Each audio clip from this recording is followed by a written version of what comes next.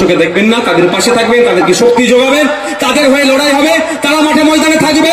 রাজ্য সরকারকে বাধ্য করতে হবে, পৃথকীকরণ করতে হবে। রাজ্য সরকারই জানে কার কাছ থেকে টাকা নিয়ে বা অবৈধ পন্থা অবলম্বন করে অযোগ্যগুলোকে শিক্ষা প্রতিষ্ঠানে পাঠিয়েছে। অবিলম্বে আমরা আওয়াজ তুলব যোগ্যদের হয়ে, যে অবিলম্বে যারা অবৈধ পন্থা অবলম্বন করে তাদেরকে শিক্ষক নিয়োগ করিয়েছিলেন সেই অবৈধগুলোকে বাদ দিন, তাদেরকে জেলের মধ্যে রাখুন। প্রয়োজনে যারা অবৈধ পন্থা অবলম্বন করে মেধার ভিত্তিতে, সেই রাম কাকার ছেলে হতে পারে, সনাতন কাকার ছেলে হতে পারে, আব্দুল মালিকের ছেলে হতে পারে, বা ফতেমা বোন হতে পারে, টাকার দরকার নাই। অবৈধ পন্থায় যারা চাকরি পেয়েছে তাদেরকে আবার মাথা উঁচু করে তাদেরকে বরণ করে স্কুলের মধ্যে পাঠানো। এই দাবি আমাদেরকে তুলতে হবে। আর এই দাবিটা কিন্তু দেখবেন শুভেন্দু বাবুরা তুলবে না। এই দাবিটা আপনার অন্যান্য বিধায়ক তুলবে না, অন্যান্য বিধায়ক জোর গলায় বলবে না যে এই দুর্নীতির সাথে যারা যুক্ত আছে তাদের সব কটাকে ধরে জেলের মধ্যে ভরবো, এ বলবে না। কারণ দুর্নীতির সাথে কারা যুক্ত? বর্তমান শাসক দল। এই বর্তমান শাসক দলকে জেলের মধ্যে পূর্বে বিজেপি মনে হয় আপনাদের? আপনাদের মনে হয়? যার ঘরে তৃণমূলের জন্ম, ছেলে যতই খারাপ হোক না কেন মা কিন্তু ছেলেকে ছেলের মতোই ভাসবে। এই তো আমার বাড়িতে মায়েরা আছে, দূরে মায়েরা আছে, মায়েরা ছেলে যতই খারাপ হোক না কেন, ছেলে যতই বদ হোক না কেন, ছেলে যতই বদমাশ হোক না কেন, রাগ করলো ছেলের জন্য মায়ের একটা বুকে আলাদা জায়গা নাই। সেই তৃণমূলের জন্ম তো বিজেপির গর্বে, বিজেপির হাত ধরে আপনার যে বিধায়ক, এই এদের হাত ধরে তৃণমূলের জন্ম হয়েছে 1998 সালে। আমি বলছি রেকর্ড করে রাখুন, আমি বলছি রেকর্ড করে রাখুন।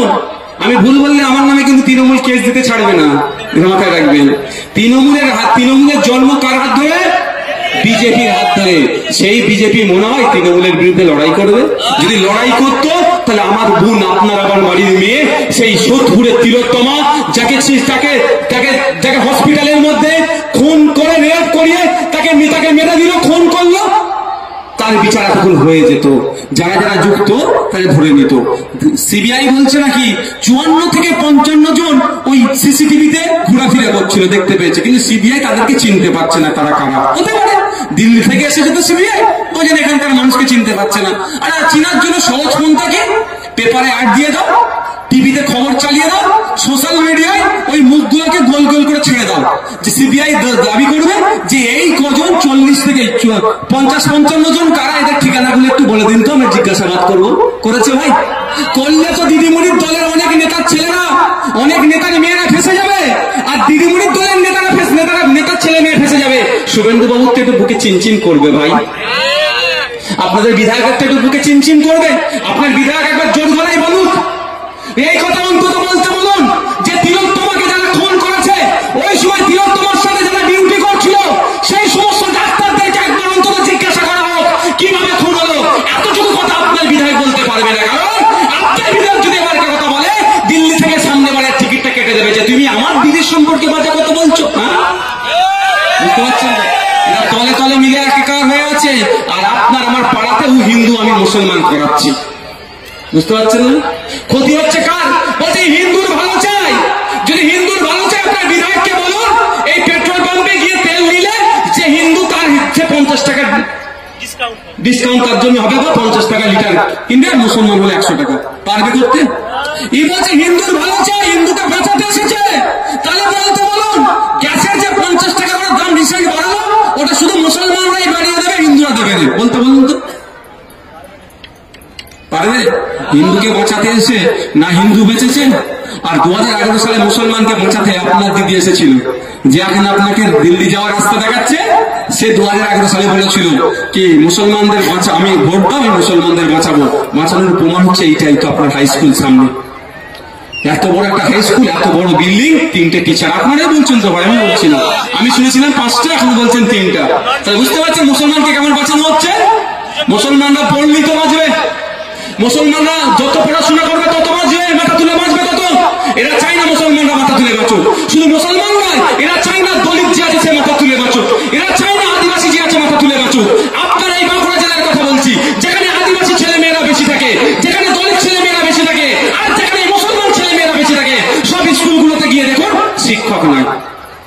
যেমন খুনিশলে মুসলিমরা একটু বেশি থাকে, চলে যান আদিবাসী অধ্যুষিত এলাকাতে, ওখানেও গিয়ে দেখবেন স্কুল আছে আছে, শিক্ষক নয়। কারণ আদিবাসী ছেলে মেয়েরা যদি শিক্ষিত হয়ে যায়, যদি প্রশ্ন করতে শুরু করে দেয়, সমস্যা তো বেশি।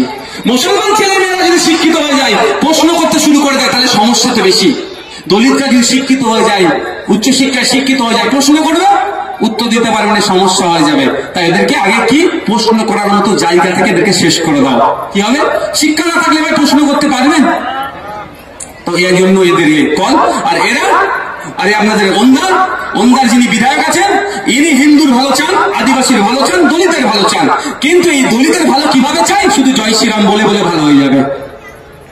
তাই যদি ভালো হয়ে যায়, অন্তত একটা আদিবাসী গিয়ে পেট্রোল পাম্পে বলুন জয় শ্রীরাম, 50 টাকায় তেল দাও তো দেবে, পিটিয়ে তাড়িয়ে দেবে একদম। ও জয় শ্রীরাম বলবে, তোমার ভোটটা বাড়িয়ে তোমার ছেলে মেয়েকে বিদেশে পড়ানোর ব্যবস্থা তুমি করবে। আমাদেরকে ঐক্যবদ্ধ হতে হবে ভাই, যে আমি হিন্দু, আমি দলিত, আমি মুসলমান, আমি বুঝি না, আমি মানুষ, আমি নাগরিক, আমি আমার অসুস্থ, আমি আমার ব্লক বা আমার জেলাতে গিয়ে যাতে আমি সুস্থ হতে পারি, ট্রিটমেন্ট করতে হবে সরকারকে, এই দায়িত্ব সরকারকে নিতে হবে। এইটা আমাদেরকে ডিমান্ড রাখতে হবে, এটার দিকে এগিয়ে যেতে হবে। আমি ভারতের নাগরিক, পশ্চিমবাংলার অধিবাসী, আমি উচ্চশিক্ষায় শিক্ষিত হব, এই বাঁকুড়া জেলায় এই ধরনের ইউনিভার্সিটি তৈরি করতে হবে, শিক্ষা প্রতিষ্ঠান করতে হবে, যে বাঁকুড়া জেলা থেকে যেন আমার ডিগ্রিটা আমি অর্জন করতে পারি। ওই নামটা আসতে বাঁকুড়া ইউনিভার্সিটি দিয়ে রাখলে হবে না। আছে তো নাকি একটা? সব ডিপার্টমেন্ট আছে তো? বাঁকুড়া মেডিকেল কলেজ নামে দিয়ে দিয়েছে, সব ডিপার্টমেন্ট আছে। বাঁকুড়ার মানুষকে এখন কলকাতা গিয়ে ট্রিটমেন্ট করতে হচ্ছে, কেন ভাই? আমি আপনাদের কথা বলে শেষ করব। আমার উপরে রাগ কেন জানেন? এই জায়গাতে যে নওশাদ সিদ্দিকী এসব বলার কি আছে, এই কথা বলে শেষ করে দেবো। আচ্ছা আপনারা বলুন, বাঁকুড়া থেকে এই আমার এক